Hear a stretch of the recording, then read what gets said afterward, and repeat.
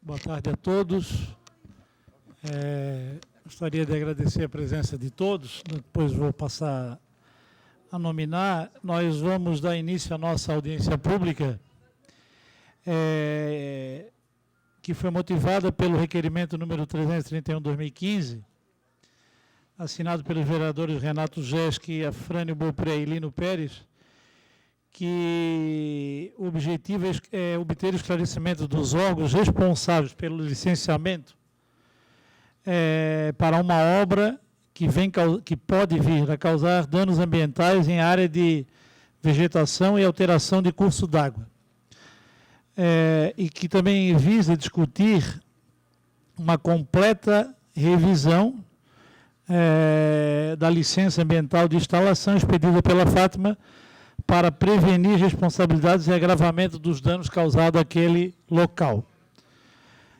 Desde já, gostaria de informar que foram convidados para essa audiência pública a Prefeitura Municipal, e eu gostaria que, se tivesse os representantes, já pudesse se identificando, passando para a secretária da comissão, que é a Cláudia. Bom, então, a Prefeitura Municipal, a Procuradoria-Geral do Município, a Floran, o IPUF, a SMDU, a Fátima, que está aqui representada pelo seu presidente, Alexandre,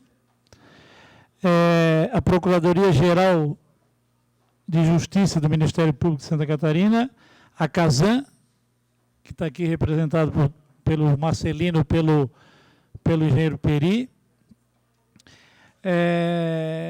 o Ministério Público Federal, a construtora Álamo, além das representações da Coordenadoria do Fórum da Bacia de Itacurubi, que eu acho que eu já vi aqui, né? Tá? É a Rosângela, a presidência da UFECO, que também está aqui, a presidente da Associação Coletiva Unidade de Conservação da Ilha, coordenação do Fórum da Cidade, a entidade ecológica Aprender, Associação de Moradores do bairro Itacurubi, Conselho Comunitário do Córrego Grande, a ACOJAR, Associação de Moradores do Alto Pantanal, Associação de Moradores do bairro Trindade, Associação de Moradores do Jardim Anchieta, Associação de Moradores do Sertão do Córrego Grande, Associação de Moradores da Vila Ivan Matos e Adjacências, Conselho Comunitário do Pantanal, Conselho Comunitário dos Jardins Flor da Ilha e Anchieta, Conselho Comunitário do Jardim Cidade Universitária, Conselho Comunitário do Parque São Jorge, Instituto Mangue Vivo, Conselho Local de Saúde e o Jornal Santa Mônica. Esses foram os formalmente convidados. Já para agilizar o nosso trabalho nessa tarde, eu já até gostaria de perguntar aqui aos vereadores Lino e vereador Renato, se qual dos dois presentes que gostariam de fazer uso da palavra inicialmente, já que são os proponentes do requerimento. Na tribuna, por favor. Por até 5 minutos, então.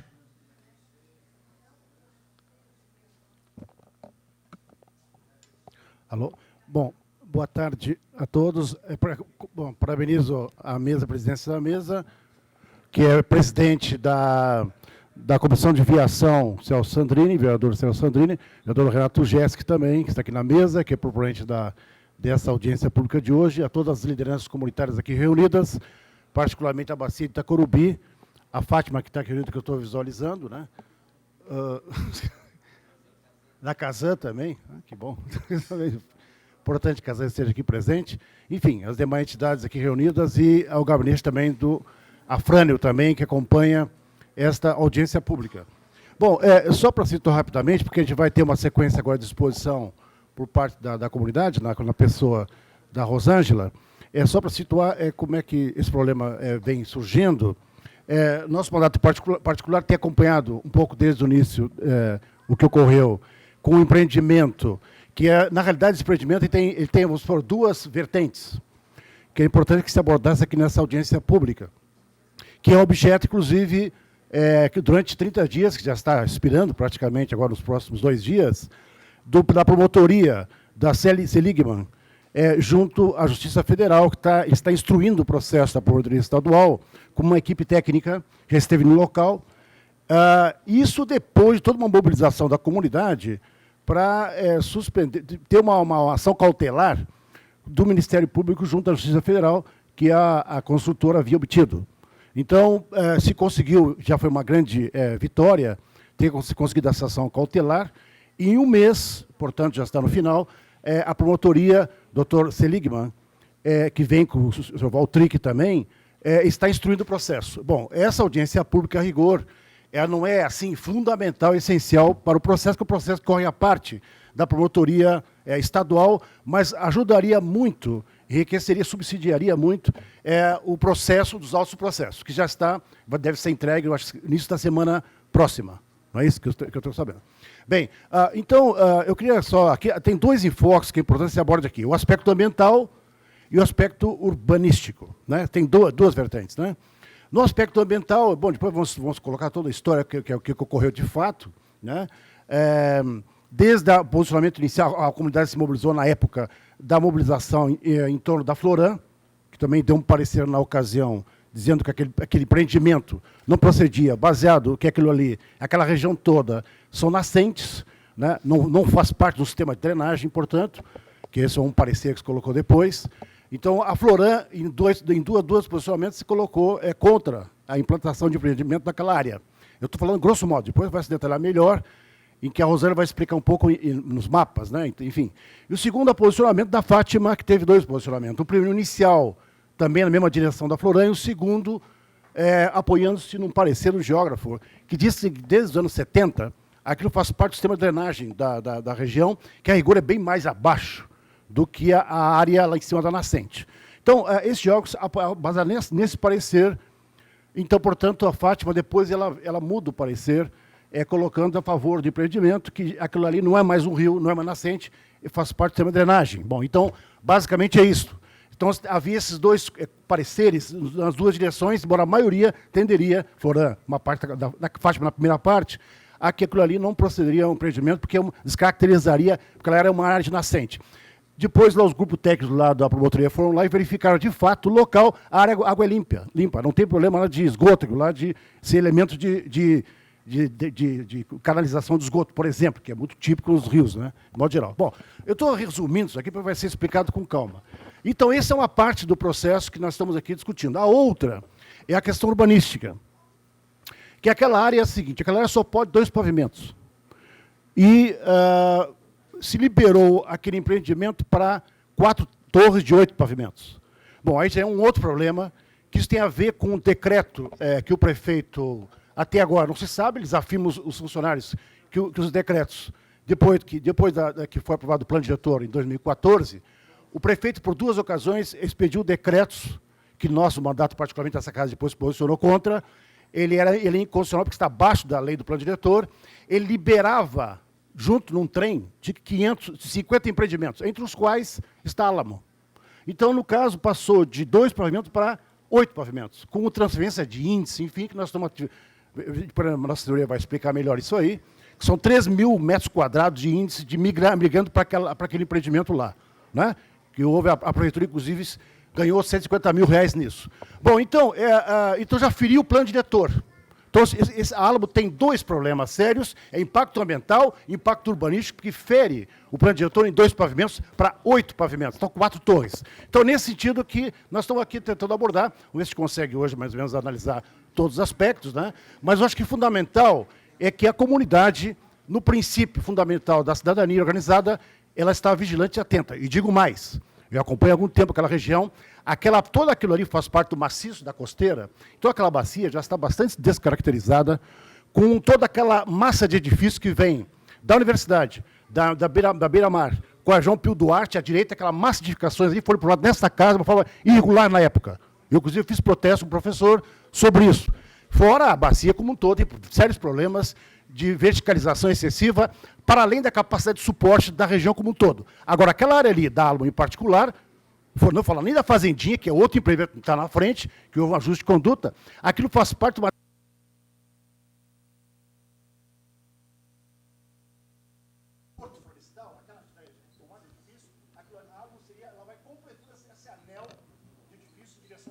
Vereador. Suspendeu a ação cautelar e espero que essa audiência pública possa contribuir, e é esse que é o sentimento geral, de parar com esse empreendimento, o impacto e pior.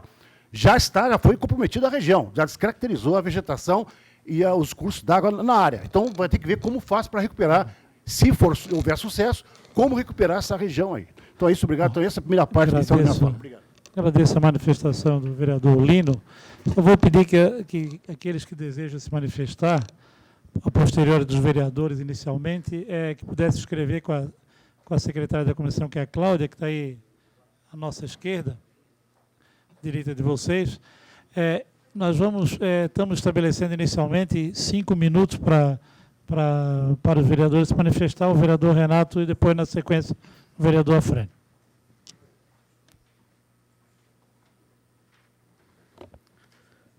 Boa tarde ao presidente da mesa, vereador Celso Sandrini, vereador Lino, vereador Afrânio, vereador professor Felipe, que aqui está presente. Eu também quero justificar a ausência do vereador Ed, do vereador Ricardo, do vereador Lela, que estão numa CPI aqui ao lado, mas que gostariam de estar aqui.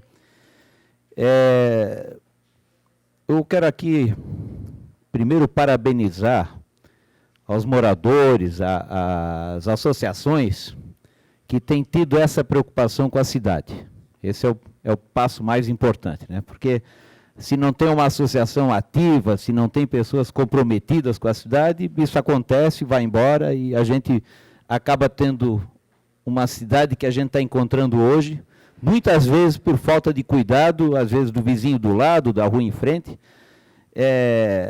Eu quero deixar uma pergunta aqui, não tem ninguém da prefeitura, né, mas a questão desse projeto, se ele teve se teve estudo de impacto de vizinhança.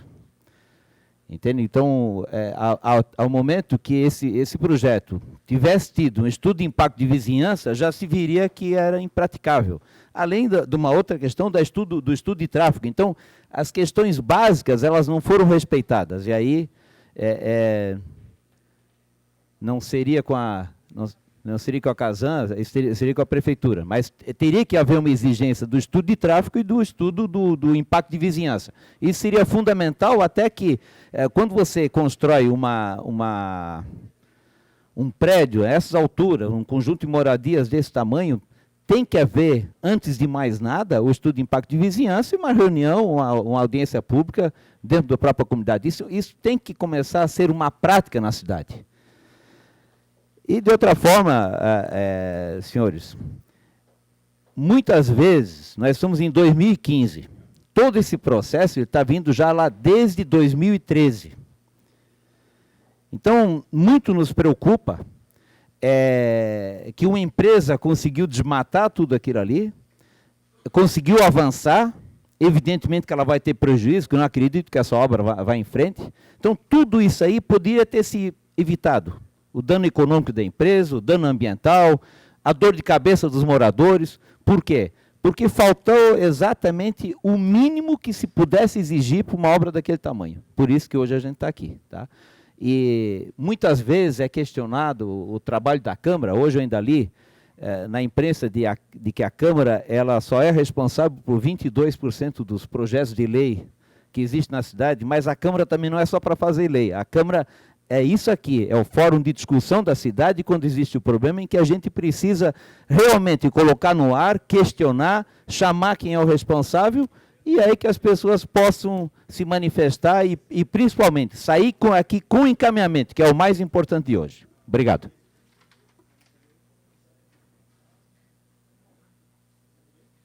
Agradeço ao vereador Renato Geschi e agora passo a palavra ao vereador Afrânio. Por até 5 minutos.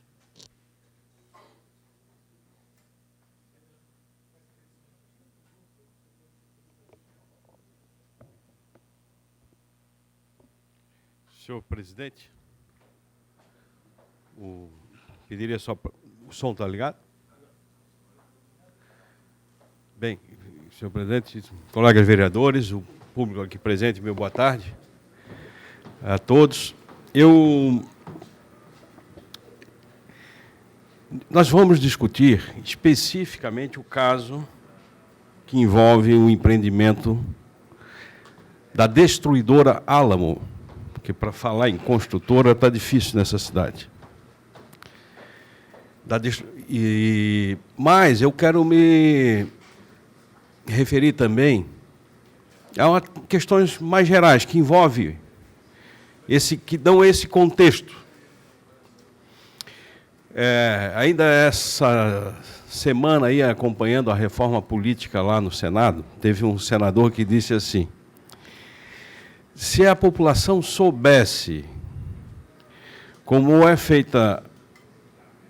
é que é feita a salsicha e como são feitas as leis, ela não comeria a primeira e desobedeceria a segunda. E isso, de certa forma, esteve muito perto da gente com relação à tramitação da chamada Lei Cidade Limpa, que aconteceu escandalosamente aqui dentro da Câmara. Mas eu quero agregar a isso que já virou um jargão no mundo da política, a salsicha e as leis, eu quero agregar também as chamadas licenças ambientais. Que se o povo soubesse como as licenças ambientais são concedidas nos nossos órgãos públicos, muitas vezes municipal, estadual e federal, por meio de um troca-troca, de uma subserviência desses órgãos aos empresários, aqueles que se ajoelham, ao invés de o Estado tutelar a iniciativa privada, ao invés de o Estado determinar como deve ser feito ao rigor da lei, a coisa está sendo feita ao contrário. Prezado procurador João Pimenta, o poste está fazendo xixi no cachorro. Nos dá uma noção de abandono, de que os órgãos ambientais não cumprem, e que tem lá é uma farra. O que tem lá é uma farra. É preciso ter muito mais luta da comunidade. Qualquer um perceber que no mesmo dia, como foi nos demonstrado, no mesmo dia, 2 licenças ambientais foram concedidas pela Fátima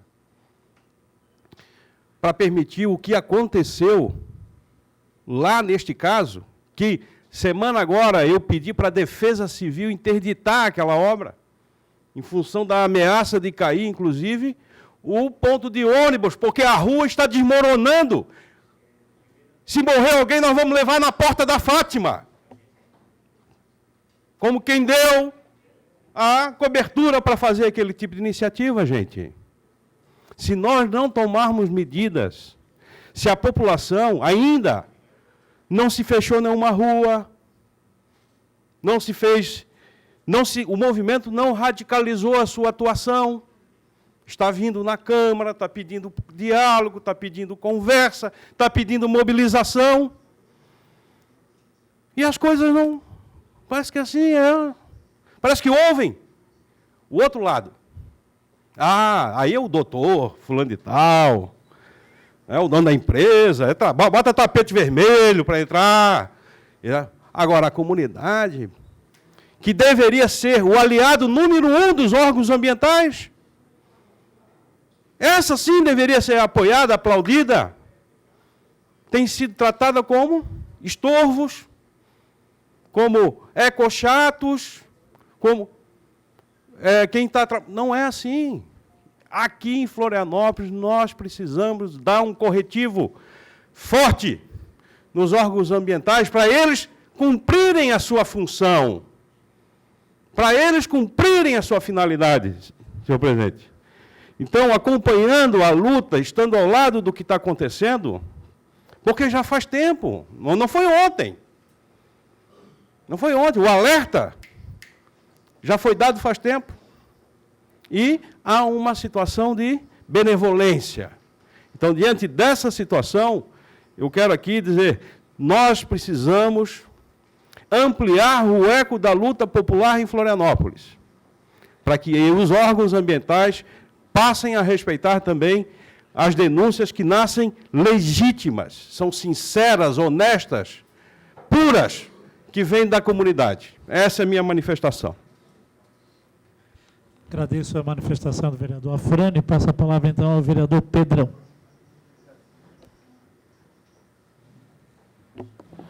Boa tarde a todos. Eu vou começar essa minha fala já pedindo a licença de todos, porque nós temos na sala ao lado a CPI acontecendo. Eu vou ter que estar entre lá e cá. Então vai ser para mim um pouco complicado, mas minha equipe se faz presente.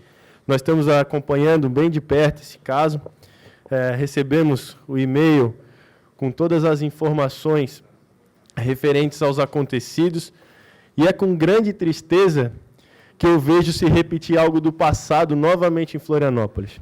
A Ilha da Magia, magia dos tesouros, dos contos de fadas, no ano de 2005 caiu num tesouro chamado Tesouro Verde, moeda verde. E não vai ser muito longe da data de hoje que nós vamos estar acompanhando um novo Tesouro Verde acontecendo aqui em Florianópolis. É triste, é lamentável que a nossa cidade, em especial a ilha, esteja sendo trocada por meia dúzia de cimento. Qualquer cidadão desta cidade, ao pegar a naba da fila da ponte para vir para o centro ou para voltar para casa, da SC 401, do Morro da Lagoa, do Itacorubi, da Trindade, do Córrego Grande, qualquer cidadão que está no ônibus, na moto, no seu carro, na bicicleta ou a pé, percebe que essa cidade não consegue receber mais um prédio. Porque as ruas que nós temos hoje são as mesmas de 30, 40, 50 anos atrás. Onde antes morava uma família, ou, como nesse caso, não morava nenhuma.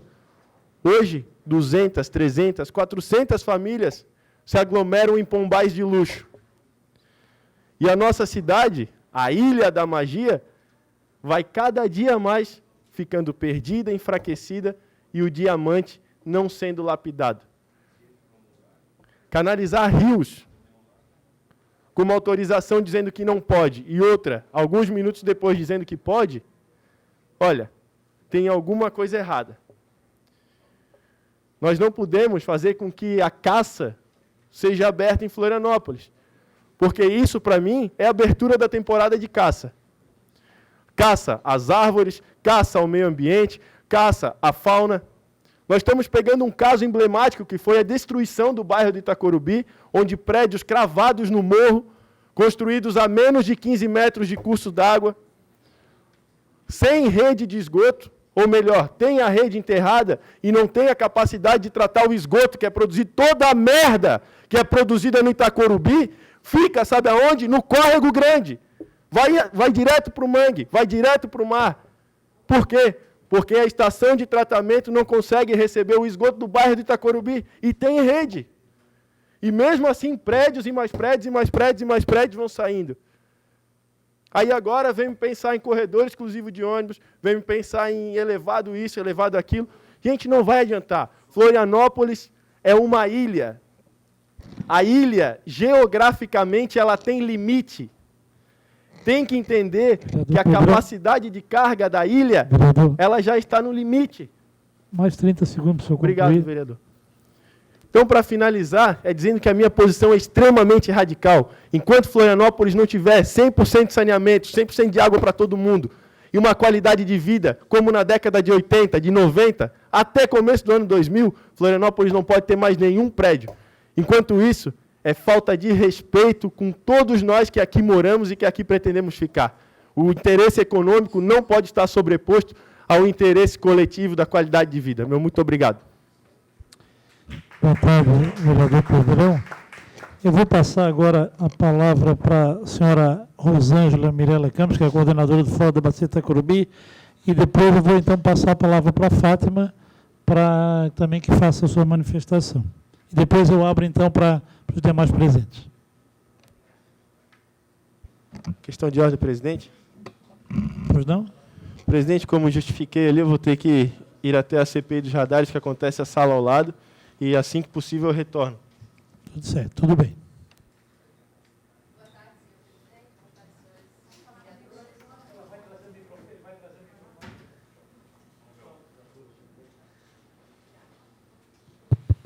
Um, dois, um, dois, um, dois.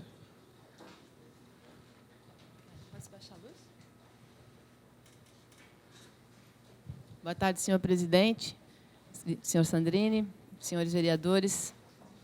Um prazer estar aqui. Já gostaríamos de ir agradecendo a possibilidade de estarmos aqui, uma audiência pública que foi solicitada pela comunidade e tivemos a sensibilidade dos senhores vereadores dessa Comissão de Viação e Obras Públicas para, inclusive, emergencialmente nos atender. Sabemos que tem muita procura para que haja outras discussões e compartilhamento de informações com outros assuntos e, felizmente, fomos atendidos. O nosso objetivo aqui hoje é compartilhar com a sociedade os fatos levantados pelo Ministério Público Estadual quanto ao uso e ocupação de APPs, áreas de preservação permanente, com fins particulares no bairro Córrego Grande. Ainda, outro objetivo é oportunizar o encaminhamento dos pleitos, opiniões e sugestões relativas ao assunto dos presentes. Outro objetivo seria embasar os vereadores para futuras atuações e ações em defesa dos interesses do meio ambiente e da coletividade. Porque não se sabe, já foi falado aqui que nós temos uma medida cautelar que foi dado liminar favorável à comunidade, aos pleitos, os fatos demonstrados pelo Ministério Público, mas a gente sabe que isso é um caminho a ser percorrido judicialmente e que não se sabe o que vai vir pela frente. Então, a gente conta com a compreensão dos senhores, abraçando a causa da coletividade e nos ajudando no que for necessário e possível. Só um minutinho, Henriette, pode... a gente sabe também que a competência da Comissão de Viação, Obras Públicas e Urbanismo dentro da Casa é exarar pareceres sobre todos os processos atinentes à realização de obras e à execução de serviços pelo município relativos aos planos de urbanização. Foi resumido, tem outras funções, é lógico, e a gente fez o corte no que nos interessava nesse momento. E a ideia é que talvez a gente pudesse chegar ao final desse nosso encontro com uma moção de apoio ao Ministério Público Estadual, né, da Câmara, partindo dessa Comissão de Viação, no sentido de exaltar essa função que ele está tendo nesse processo. Bom, o tema da audiência pública, então, é licenciamento para tubulação e aterramento de rios da subbacia hidrográfica do Rio Córrego Grande, permitindo o uso e ocupação de APPs para fins particulares. Bom, eu começaria essa apresentação dizendo que houve um estudo ambiental simplificado chamado EAS, em 2012, que foi apresentado pela empreendedora, a empresa Álamo Construtora, a Fátima, e a justificativa do empreendimento desse estudo ambiental simplificado era: tal obra visa elevar a capacidade de vazão de escoamento do curso d'água natural, não canal de drenagem.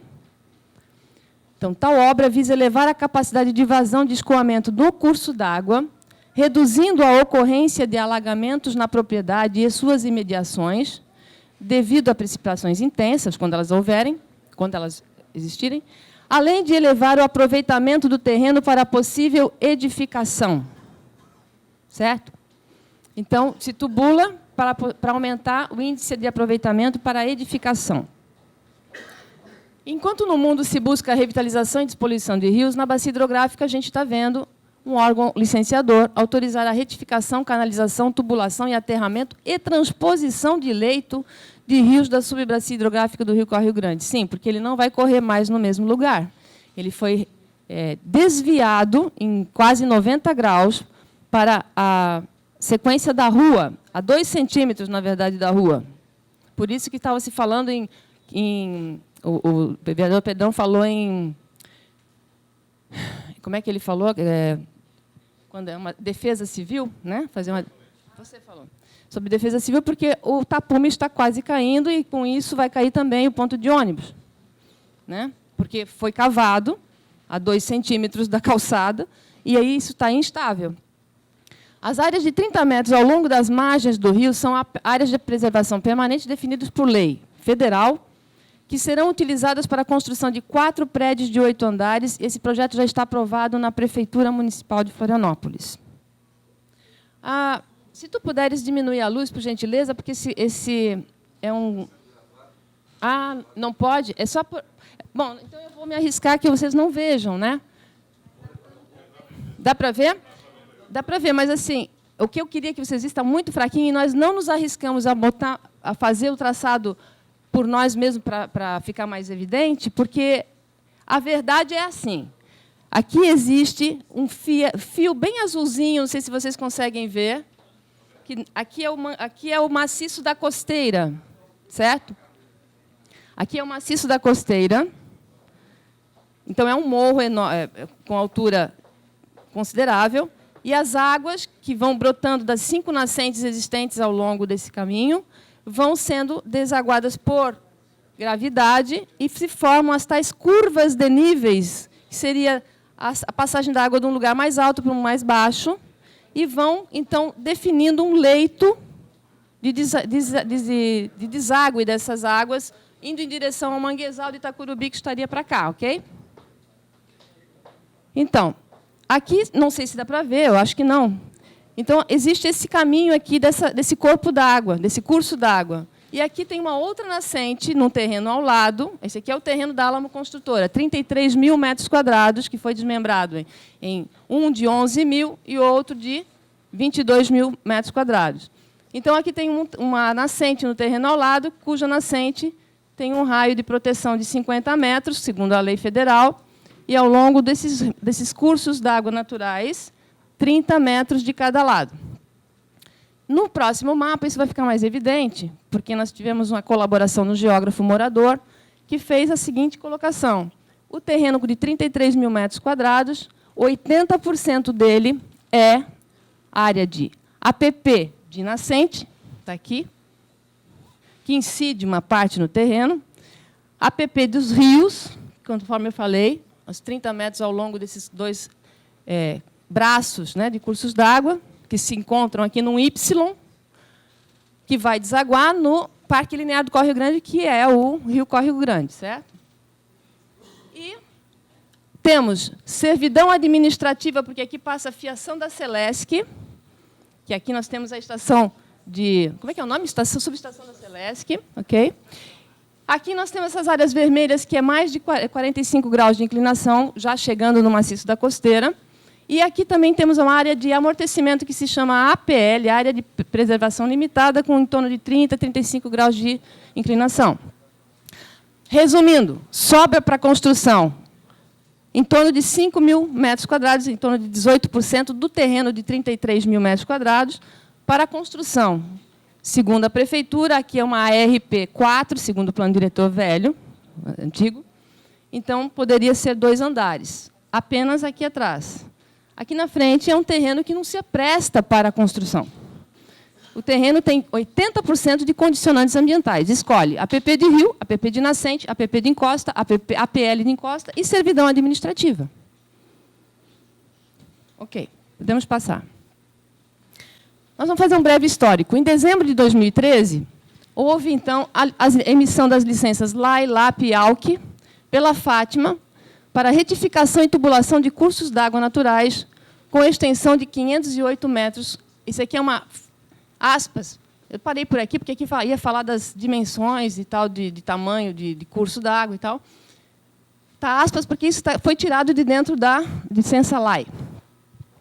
O parecer do hidrólogo contratado pela construtora Álamo conclui que, e é baseado no que ele disse nesse parecer, no que ele deduziu e concluiu nesse parecer, que a Fátima também se baseou para a liberação dessas licenças. Então, ele está dizendo que os corpos hídricos existentes no terreno não são cursos d'água naturais, e sim canais artificiais de drenagem. O nome dele é Guilherme Xavier de Miranda Júnior. Não sei. Não conheço. Bom, esses canais de drenagem... outra confirmação dele. Esses canais de drenagem pertencem ao plano global da rede de galerias de águas pluviais do município de Florianópolis, elaborado lá em 1977. Isso é importante porque isso é uma afirmação importante. Eu vou esperar um pouquinho. Então, Os corpos hídricos não são rios, são canais artificiais de drenagem. Outra coisa, os canais de drenagem pertencem ao Plano Global de Galerias Pluviais do município de Florianópolis, feito lá em 1977. Terceiro, por conta disso, a obra de canalização seria de interesse público. Essa é a fundamentação técnica para o evento. Bom, o que eu trouxe aqui para nos elucidar? Nós temos aqui exatamente o mapa do plano de drenagem de 77. Chama Plano Global da Rede de Galerias Pluviais de Florianópolis. Então, é bem grande o nome, mas é Plano de Drenagem de 77. No qual foi aqui circulado, em vermelho, a subbacia onde supostamente estaria feita a conexão com os rios do local, que daria, então, o tal de interesse público para a obra. Bom, a gente pegou esse mapa aqui, fizemos um zoom dessa área específica e pedimos para esse mesmo geógrafo que nos acompanha, que nos orienta, para fazer a aproximação de onde é que ficaria o terreno. Afinal de contas, o terreno está aqui dentro? Onde é que está o terreno com esses rios?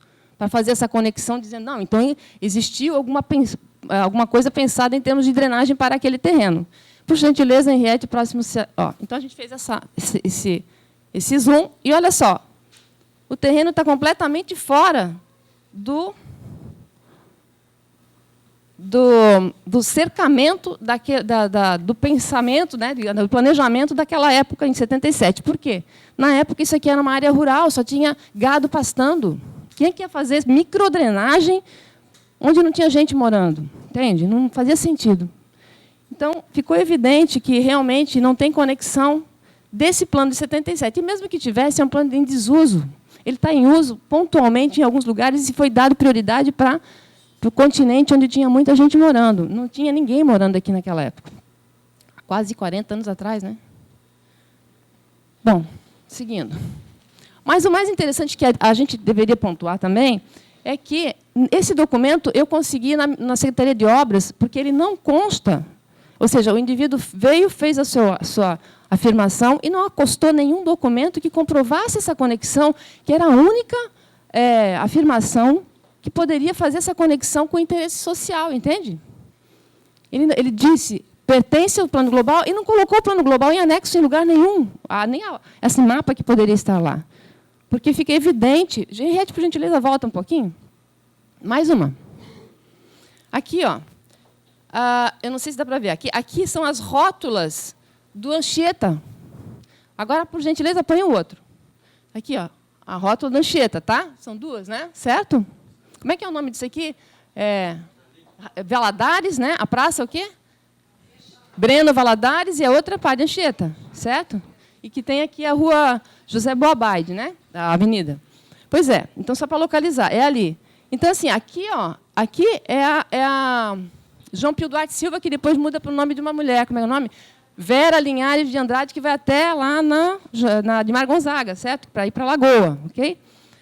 Então, está bem nessa mudança de nome aqui. Aqui é João Pio Duarte Silva, tem a Fazendinha no Corre Grande, aqui está o supermercado Imperatriz, estão localizados, né? Então, aqui tem uma espécie, o posto de gasolina. Atrás do posto de gasolina fica esse terreno. É Aldo Krieger, exato. É uma esquina, né? Aldo Krieger com a Mediterrâneo.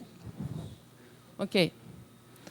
Bom, em 30 de março, então, de 2014, a gente foi acordado de manhã, era um sábado de manhã, toda a população lá do Jardim Albatroz estava acordada porque estava sendo feito um desmatamento no local. Temos vários aqui pertencentes à localidade que ficaram muito assustados com isso. Então, foi chamada a Fátima, a Polícia Ambiental, e a Fátima acabou por impedir a continuação desse desmatamento através de um embargo, né, que chama? Embargo do desmatamento. Então, isso foi... Pode seguir, por gentileza? Aí eu tenho aqui as fotos do dia. Então, aqui está a placa que já estava lá, dizendo da LAI, LAP e ALC, né? Pode seguir, Henriette, por gentileza. Temos um Garapuvu em primeiro plano. Que mais? Aqui está a esquina. Aqui é a rua Aldo Krieger, aqui é a Mediterrânea, bem na esquina. Aqui atrás fica a estação da Celesc. E aqui toda a parte do Jardim Albatroz. Então, olha só, essa é a mata existente no local. A Floran e Fátima também, e outros órgãos, várias citações, o próprio EAS fala que existem vegetações da Mata Atlântica aqui, ao longo, existia. Com pesar, a gente diz que existia. Eram garapuvus, a aroeira vermelha e outras espécies. E aí começou o desmatamento, que foi o que causou essa indignação da população, e a obra de desmatamento foi embargada. Pode continuar. Pelo tamanho da pá, aqui, eu costumo falar isso, né? Que um pouquinho mais, gente. Bota de novo a pá. Dá para fazer uma escala da grossura dos troncos, de 30 centímetros de largura, que dizem que é tal da regeneração em médio porte, né, da Mata Atlântica. Enfim, está aí esse fatídico dia. Pode seguir, Henriette, por gentileza. Pode seguir? Então, o lugar das fotos é exatamente nessa encruzilhada dos dois rios que se encontram nesse Y. Vejam as curvas de níveis bem definidas, né? O caminho aqui está mais fácil de ver agora, né? Que é aquela foto que não conseguia ver. Então, as nascentes, todas rumando por gravidade para esse rio principal, né? Que vai desaguar aqui no Córrego Grande. Está vendo? Esse aqui é aquele que passa ao longo da fazendinha. Aqui está o supermercado Imperatriz. E aqui, se Deus quiser, nós vamos continuar fazendo a implantação do Parque Linear até a Madre Benvenuta. Então, em abril de 2014, a Floran embarga o desmatamento. Em maio de 2014, o Fórum da Bacia e toda aquela comunidade, né, que nós representamos, informa o Ministério Público Federal sobre o desmatamento, e o Ministério Público Federal e Estadual, em maio também, instauram um inquérito civil e requisitam a atuação da Fátima quanto? 1.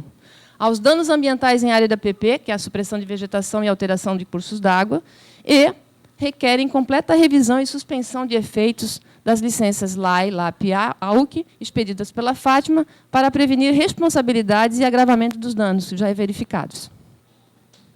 Pode seguir. Em junho de 2014, foi produzida, em resposta a esse ofício do Ministério Público, Ministério Federal e Municipal e Estadual, a informação técnica número 14 de 2014, elaborado por técnicos da própria Fátima, que recomendam o imediato cancelamento das licenças expedidas, a compensação e recuperação da degradação ambiental causada pelo corte de vegetação já executado, e mais, aplicam um auto de infração ambiental contra o hidrólogo por prestar informações omissas e enganosas, quando afirmou que observa-se a presença de uma galeria pluvial projetada neste local, onde se encontra o corpo hídrico estudado.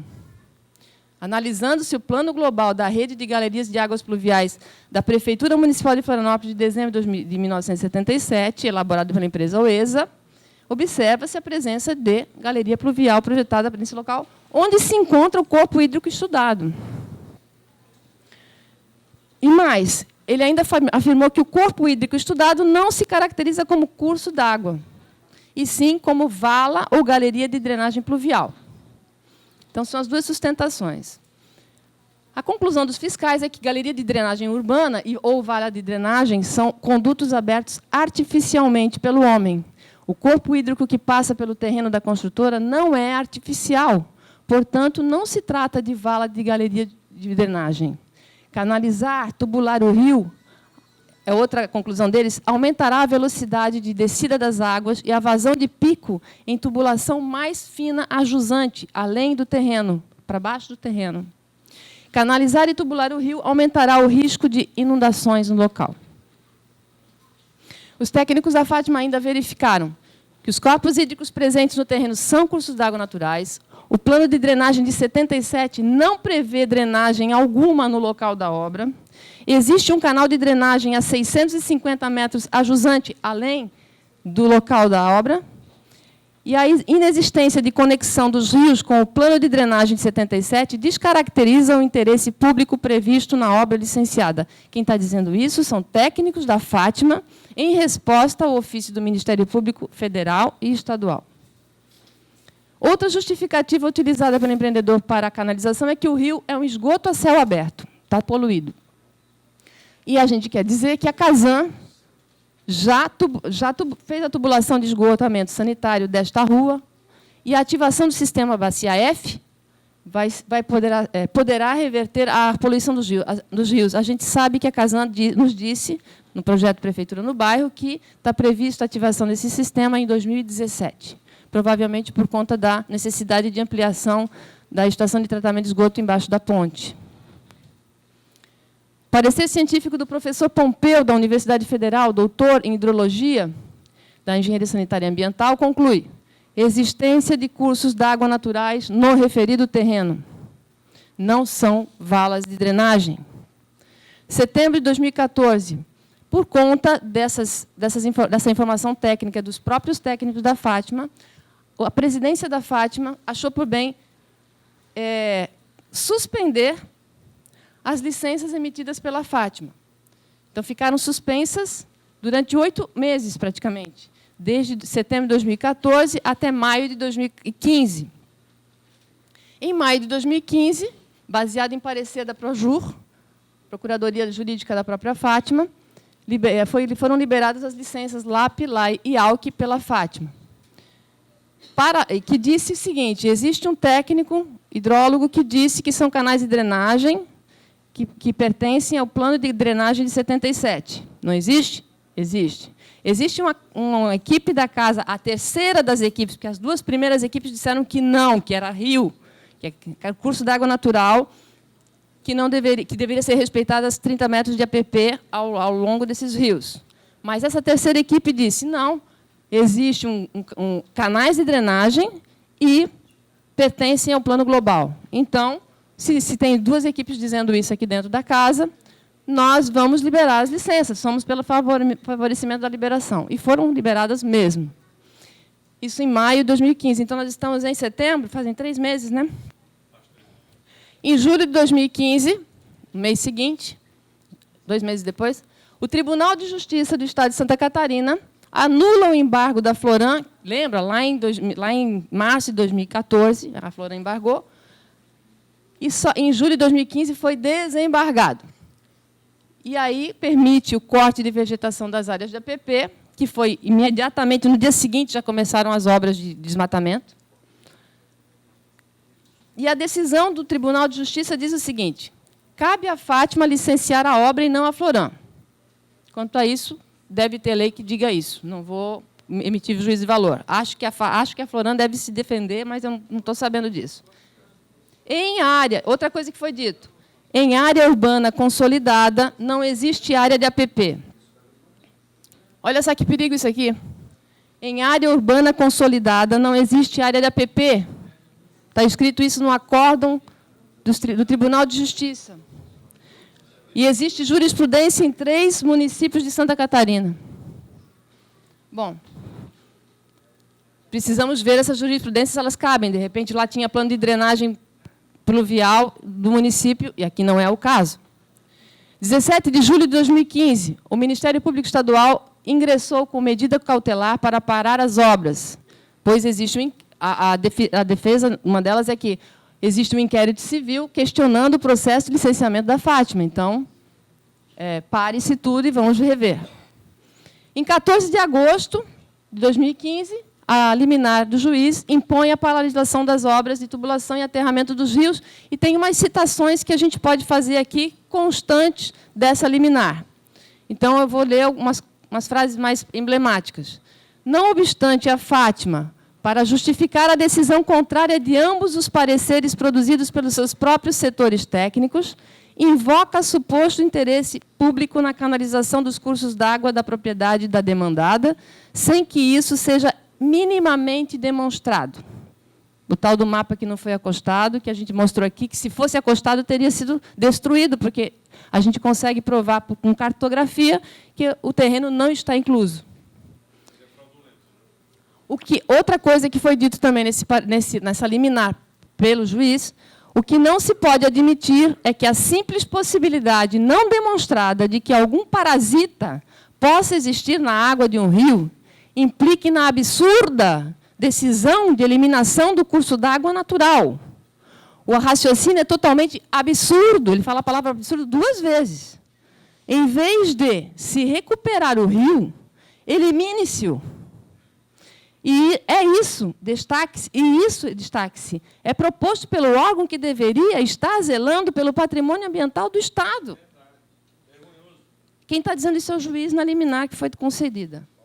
Bom, outra frase desse mesmo liminar é que o que se verifica no caso dos autos é que, muito mais que interesse público, é o interesse privado da empresa construtora que parece ter motivado a concessão das licenças ambientais para edificação na área. Tanto que há forte divergência no âmbito da própria Fátima quanto à possibilidade de disposição das ditas licenças em imóvel situado em área de preservação permanente. Isso é o que disse o juiz. E, por isso, ele, então, deu liminar favorável. Em 14 de setembro de 2015, é o prazo que nós temos, o Ministério Público tem, estadual, 30 dias para apresentar a ação civil pública ao juizado, né? Então, nós vamos ter mais, dia 14 é semana que vem já, não é? Então qual que é... Segunda-feira, já agora. Então, tá. E aqui nós continuamos. Só para dizer que nós temos, então, seria ótimo termos uma moção daqui, tirada daqui, se é consenso de todos, apoiando o Ministério Público nessa luta. Temos aqui também um relatório fotográfico, que, infelizmente, não sei se vai dar para ver, mas